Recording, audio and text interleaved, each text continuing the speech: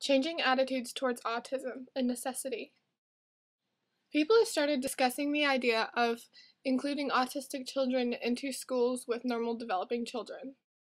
Before trying to answer that question, let's first look at what autism is.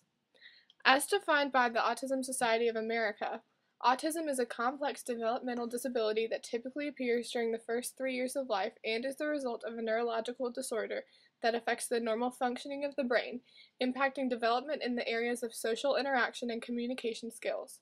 Both children and adults with autism typically show difficulties in verbal and nonverbal communication, social interactions, and leisure or play activities. Autism isn't the same in every person who is diagnosed with the disorder. Autism can range from being a small problem to something that proves to be rather debilitating. Atypical autism, more commonly called pervasive developmental disorder, shares many of the same characteristics of autism, but not all. Children with Asperger's disorder do not have the usual language barriers associated with autism and are generally very intelligent. However, they do tend to struggle with social interactions and can fixate on a particular object or subject they take an interest in and talk about it constantly. Lastly, Rett's disorder is very similar to autism but is seen only in girls. The children begin to develop normally, but then begin losing some of their communication abilities. The symptoms of Rett's show up when the girl is between ages 1 and 4. Autism symptoms don't change simply from disorder to disorder. They also change as the people grow older. According to the authors of The Definition of Autism.com, children diagnosed with autism during their early childhood years may exhibit different problems once they reach their teen years, for example, depression or other behavioral problems.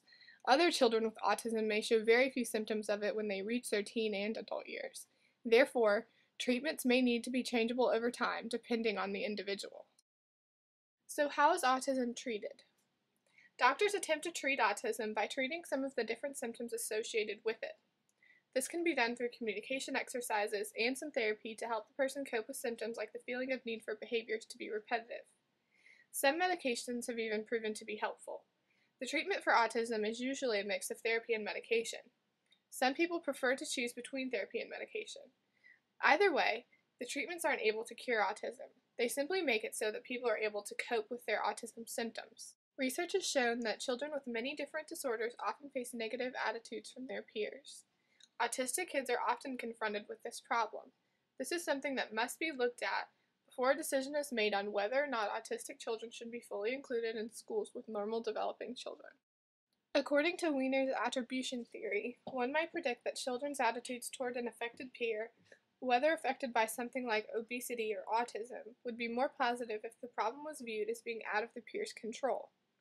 Some recent research has even suggested that children may show positive attitudes towards other children with certain handicaps, simply because it is socially desirable to do so. As previously stated, children with autism are at risk for rejection by peers. Based on a study of parents' perceptions of attitudes towards their autistic child, Gray concluded that most parents perceived autism to be a stigmatizing condition that is frequently met with hostile, insensitive, and stereotypical reactions because of the general public's relative lack of understanding of autism, the normal physical appearance of most children with autism, the unusual and sometimes disruptive behavior associated with the disorder. It seems likely, then, that school children might similarly react with misunderstanding and lack of acceptance among first contact with a child showing autistic features. Swaim and Morgan conducted a study with school children in order to determine whether or not their attitudes toward autism are positively affected by information given during a brief educational intervention. The factors Swaim and Morgan looked at were those that had an effect on children's attitudes and behavioral intentions towards the peer with autistic behaviors, which was presented via video. The video is to present a child both engaging in autistic behaviors and speaking like autistic children do. The children's responses were assessed on stereotypic attitudes and other behavioral intentions. Gottlieb and Gottlieb proposed that certain measures assess the cognitive component of attitudes as reflected through the positive or negative features that children may ascribe to a person with a disability or disorder. However, measures of behavioral intentions tap the cognitive component of attitudes, that is, the degree to which children are willing to commit their behavior toward acceptance or rejection of a person with a disability. Previous research has shown that age and gender have a significant impact on children's behavioral intentions and attitudes towards peers with handicapping conditions.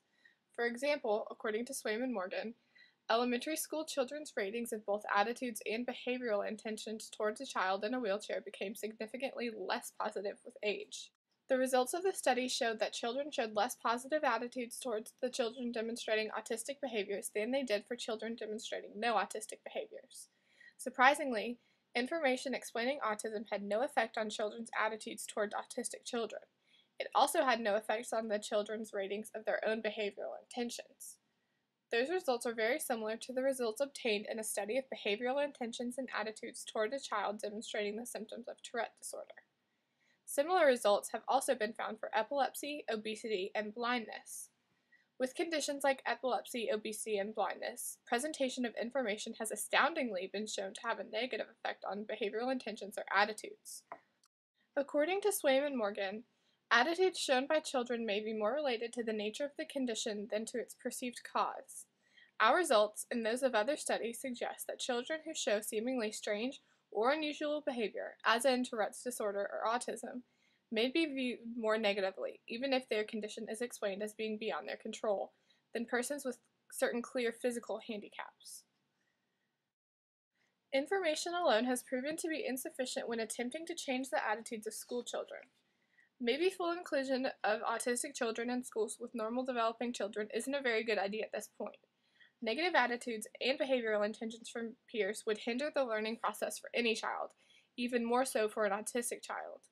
We must first find a way to change children's attitudes towards disorders like autism before we can enact a plan for full inclusion of autistic children in normal schools.